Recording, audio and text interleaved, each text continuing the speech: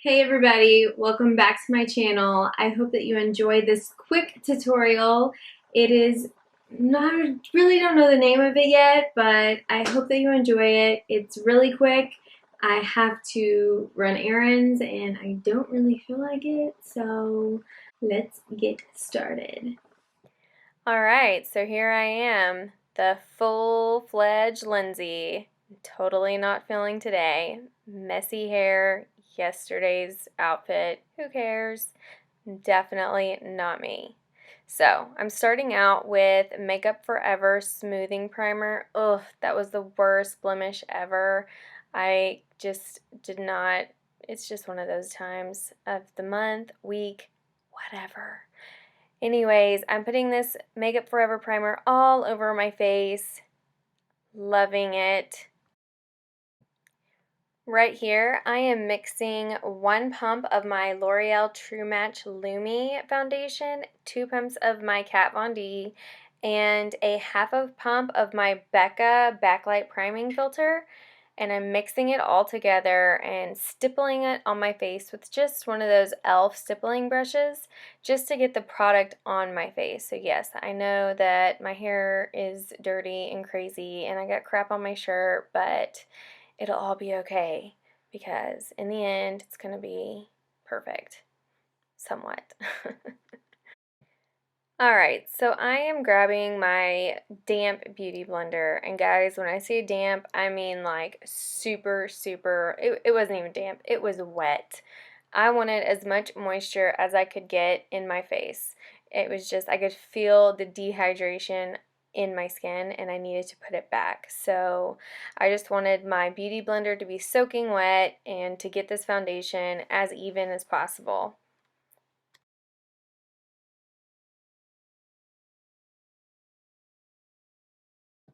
Okay, so this is where I'm going to grab my Nars concealer in Vanilla and basically make myself like a warrior princess. I make a triangle underneath my eyes. I try to get that blemish that I showed you in the beginning. I always do around my nose where your hormones just naturally are. My Cupid's bow, on my forehead. And then I get that same damp beauty blender that is like soaking wet, and that is what I blended in. And you'll see that when I'm blending it in, I will touch other spots that I didn't put the concealer, and that's just because I didn't want the concealer that heavy like on my chin or anywhere else. I also used it on my eyelids just for like a primer.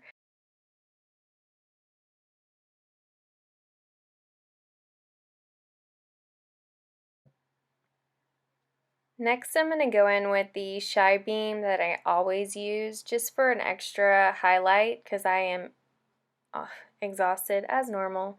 I'm a mom.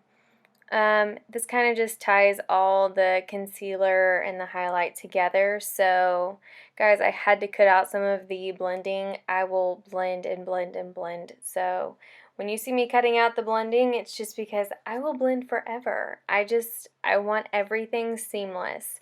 But this is probably one of my favorite products I use every day. It's the Dandelion Shy Beam from Benefit. Amazing. Alright, here I am grabbing my Laura Mercier powder as usual, and I'm going to start setting my face, and this is just the normal routine that I have I have oily skin, oily T-zone. Sometimes I'm dry on the outside, so it's really weird, but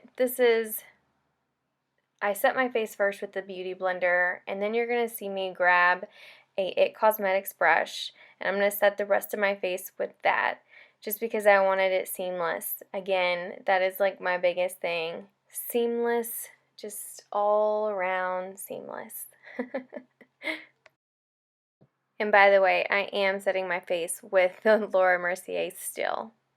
Right here I'm grabbing my bronzer, my MakeupForever bronzer with my big bronzing brush. I can't think of the number right now. It's from Morphe. It's one of my favorites. I've mentioned it before in a previous video. I will link it down below.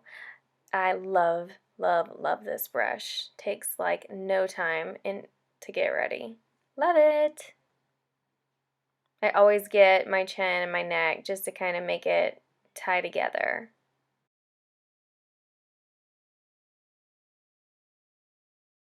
So right here, I went ahead and grabbed Fawn from the Anastasia Beverly Hills Contour Kit, and I put that right in the hollows of my cheeks and a little bit on my temples just to kind of tie it together. I just wanted a little bit more dimension right there on my cheeks.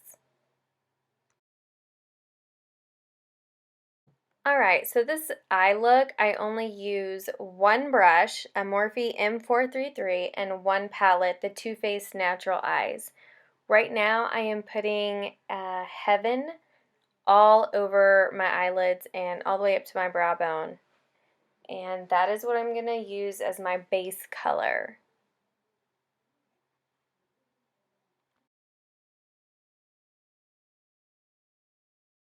Next, I flipped the brush over and dipped it in Nudie, and I am putting that all in the crease in the outer third of my eye. I went ahead and fast forwarded this because it took me a while just because I'm really picky and I wanted it to be, you know, completely even. So even though this was just a messy day look and just to get out of the house, I still have to have things even and blended seamlessly.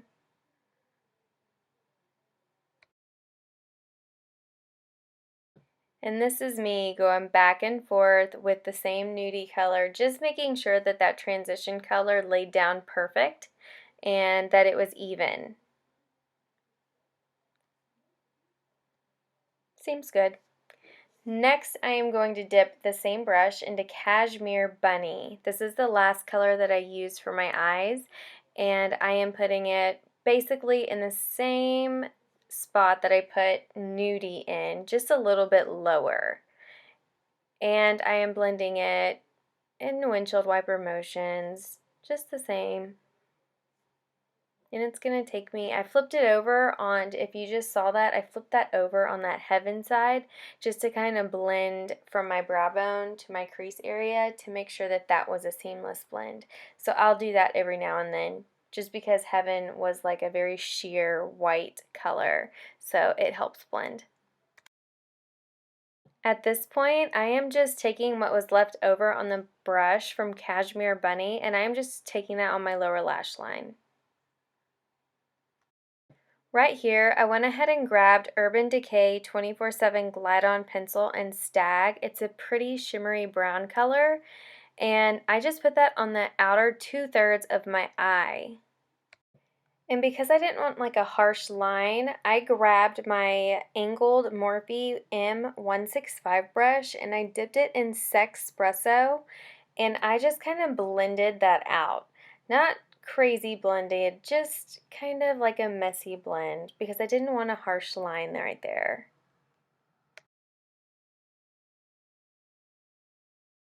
Right here, I grabbed Tarte Gifted Mascara, and I put one good coat on the top, and then I'll go back in twice just at like the root of my eyelashes.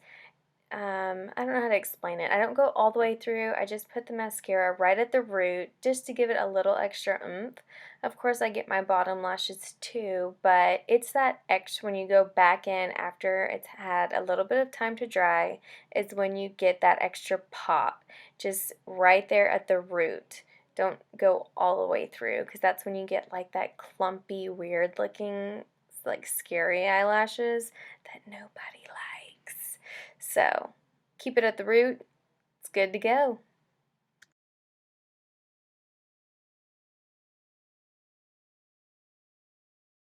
This is me when I am trying so desperately hard to find what color I want to do my lips. But I eventually chose JCat in Red Potion lip paint, and I started off with a NYX Burgundy lip pencil to give my lips a good base of color. I wasn't quite sure. I've only used that JCat lip paint once, and I wasn't quite sure what the turnout was going to be. So I went ahead and just lined my lips with this really pretty burgundy color that I absolutely love. And it's very, very affordable, by the way, guys. You can pick it up at any Walmart or Walgreens. Right here is where I grabbed my Morphe MB19 brush and I just dipped it in that little JCat lip paint and went to town. The color payoff was great on this lip paint. I will definitely be using it again. The new brush that I got was in my Morphe subscription. I absolutely love it, y'all. I need it. I definitely need to learn how to use it better, but I love it. It was my first time using a brush for my lips in one of these paint pots. So normally I use it like on a Ruby Woo lipstick that's like super thick or something like that, but this is like liquid, and it was my first time, so I like it. I dig it. I am totally sorry that that mirror is blocking the whole view of how I'm doing my lips, guys. Had no idea until just now.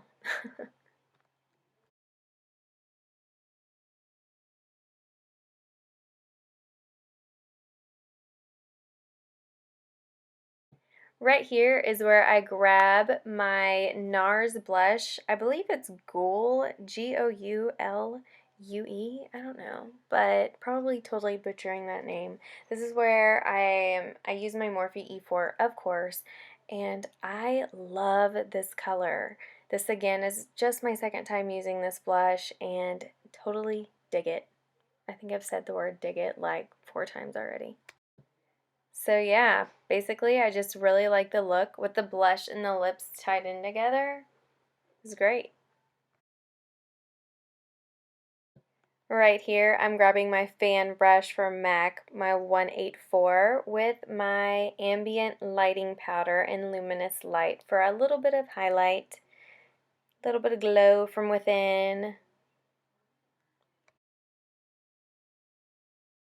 And now we're at the end. What am I going to do to my hair, you ask? Well, I am going to put this awesome oil in it from Madam CJ Walker and undo my bun just to put it right back up. So I am taking my bun down and I have one of those awesome little bobby things. What are they called? Those little springy ponytail holders. I just literally shake my hair out. I had it up in a really tight bun the day before, so it just has this little natural weird wave.